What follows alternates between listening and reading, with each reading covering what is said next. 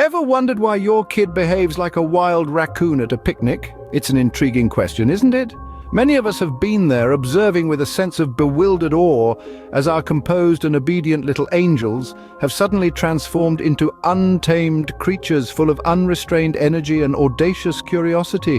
You might be puzzled, perhaps even a little frustrated, and you're not alone in that. You see, understanding children and their behavior can sometimes feel akin to deciphering an ancient, mysterious language.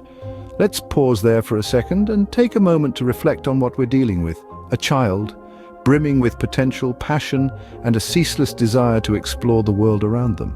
Is it truly any wonder that they sometimes behave like uncontrolled wild raccoons at a picnic? Perhaps not. Perhaps it's less about the child's behavior and more about our understanding of it. So how do we make sense of this chaos? Well, it's not about control through discipline, as you might first think. It's about something else entirely. It's about guidance, and it's about now. These two concepts might sound simple, but they are incredibly powerful tools for nurturing a child. Picture this. You are a squirrel and your kid is a nut. A wild, unpredictable, and yet potentially nourishing nut.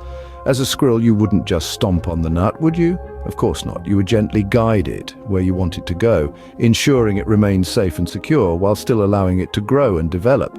That's essentially boundaries are. They're like invisible fences that you erect around your child's world.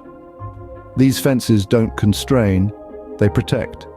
They allow children to explore, play, experiment, and even make mistakes, but they also remind them of the limits. Boundaries provide a sense of security and order in what might otherwise seem like a wild, unpredictable world. Now contrast this with discipline. Discipline is like a leash. It's restrictive, it's confining. Sure, it keeps them close, but how far can they really go? Think about it. A leash doesn't allow for exploration, for mistakes, for growth. It simply enforces obedience. And while that might be necessary at times, it's not what real parenting is about. So the next time your child is bouncing off the walls like a hyperactive kangaroo on a sugar rush, take a deep breath. Remember the analogy of the squirrel and the nut. Be the guide, not the enforcer. Set boundaries, not leashes. Let them make mistakes. Let them fall. Let them learn. Encourage their curiosity, their creativity, their adventurous spirits. Let them explore the world in all its wild, untamed glory, but ensure they know the path back home.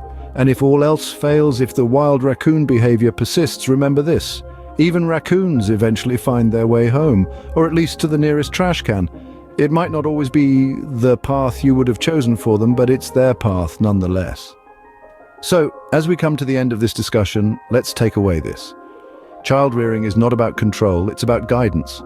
It's about setting boundaries, not enforcing discipline, about understanding that our children are tiny explorers, eager to discover the world in their own unique way. It's all about perspective, folks.